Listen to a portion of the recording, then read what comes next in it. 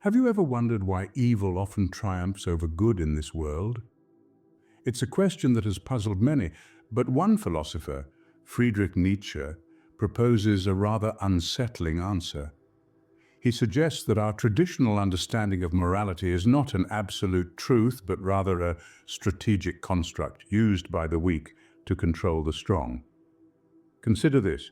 How often have we seen those who operate outside the boundaries of conventional morality rise to success?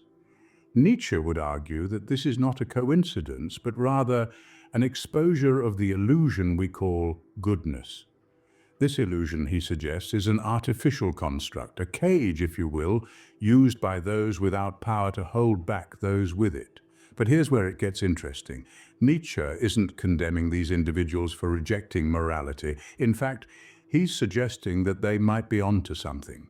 Because, according to Nietzsche, success often comes to those who reject these imposed moral limits. These are the individuals who refuse to be shackled by societal expectations. They don't allow their potential to be stifled by the limits others have set. Instead, they dare to reach beyond these boundaries, to take what they want, to assert their will, and in doing so, they often succeed where others fail. So what does this mean for our understanding of goodness? Is it merely an illusion, a veil we've drawn over the harsh realities of life? Or is it perhaps a weapon, a tool used by the weak to keep the strong in check, to guilt them into compliance, to restrain their power? These are challenging questions to consider, and they force us to confront some uncomfortable truths about the world we live in. They force us to question the values we've been taught, the principles we've been raised to believe in.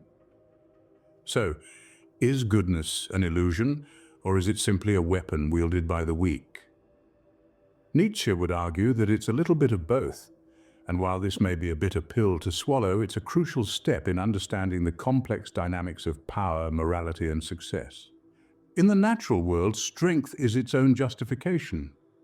This statement underpins Nietzsche's perspective on the ruthless logic of nature. He argues that nature, in its rawest form, does not reward kindness or compassion, but rather strength, dominance, and the unyielding will to overcome. To illustrate this point, consider the predator-prey relationship. A predator, be it a lion hunting a gazelle or a hawk swooping down on a mouse, does not pause to ponder the morality of its actions. It does not feel guilt for the life it takes. It hunts not out of malice but necessity. Its actions are driven by survival, by the primal instinct to assert dominance and maintain its place in the food chain.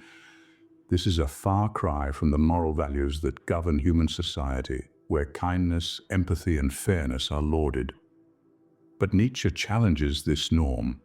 He provocatively asks, why should nature's rules not apply to us? After all, are we not a part of nature too? In our human world, we often equate strength and dominance with evil and kindness with virtue.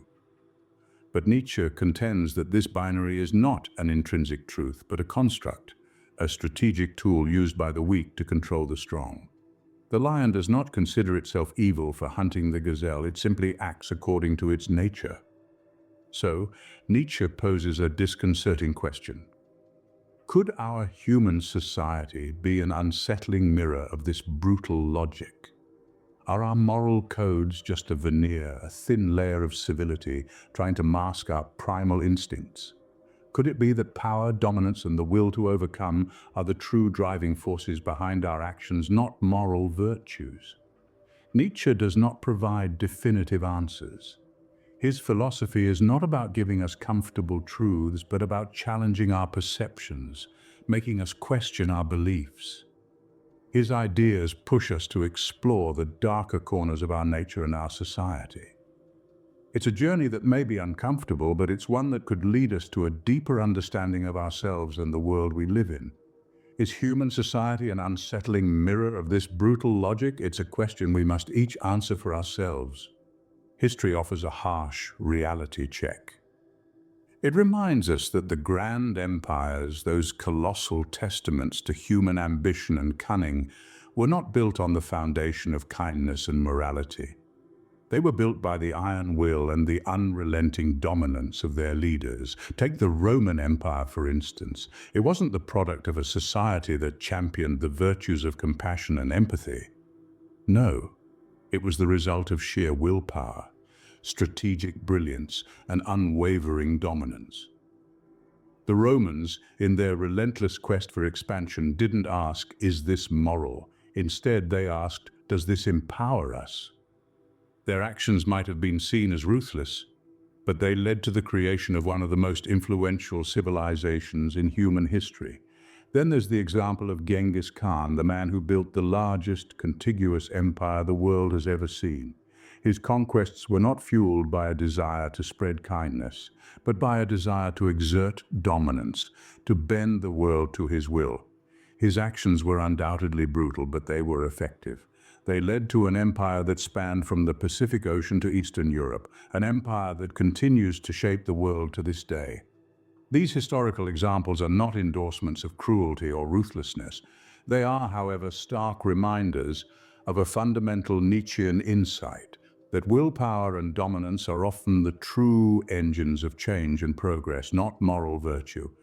Nietzsche challenges us to face this uncomfortable truth. He invites us to reevaluate our understanding of power and morality, to question whether these two concepts are as diametrically opposed as we often believe. He urges us to consider whether the traditional narrative of good triumphing over evil is more about comforting ourselves than about understanding the complex dynamics that shape our world. Does history prove that power and morality are at odds? Perhaps, but what it certainly proves is that those who have changed the world, for better or for worse, have often been those who dared to wield power in its rawest form, those who dared to prioritize their own will to power over the expectations of others. Nietzsche envisioned humanity's next evolutionary leap, the Overman. In the grand tapestry of Nietzsche's philosophy, there's a figure of paramount importance, a character who stands tall, shoulders squared against the winds of societal norms. This is the Overman, or as Nietzsche called him, the Übermensch. The Overman is not a superhero from a comic book, but a philosophical ideal, a being who rejects the herd mentality, who refuses to be hemmed in by the moral fences erected by society. He is the individual who dares to step off the well-trodden path of conventional values and wanders into the wilds of self-determination. Now you may wonder, what guides the Overman if not the compass of traditional morality? The answer is simple, yet profoundly powerful. The Overman doesn't ask himself, "Is this good?" Instead he asks, "Does this empower me?" The Overman seeks not goodness for its own sake, but that which strengthens him, that which enables him to exercise his will to power. He does not shun strength or dominance, but embraces them, recognizing them as natural aspects of life, as inherent as the lion's roar or the eagle's flight. Living with unapologetic authenticity, the Overman creates his own moral code, a code not dictated by society, but born from his own experiences, his own insights, his own will. He doesn't bow to the judgment of others, but stands tall, confident in his own worth. But the Overman isn't just a model of self-mastery. He is also a harbinger of change, a symbol of humanity's potential to transcend the shackles of imposed morality and embrace the liberating power of self-determination. This is Nietzsche's grand vision, his call to humanity to rise above its current state and ascend to the pinnacle of self-realization. To become the Overman is to become a master of oneself, to break free from the herd and chart one's own course. Are we ready for the rise of the Overman? This is the question Nietzsche leaves us with, a challenge, an invitation, a summons to the adventure of self-discovery. Most people fear true freedom because it demands responsibility. This is a cornerstone of Friedrich Nietzsche's philosophy. It's a daunting truth that when we're truly free, we must bear the weight of our choices, actions, and ultimately our destiny. There's no one to blame, no external rules to hide behind, no societal norms to use as a shield.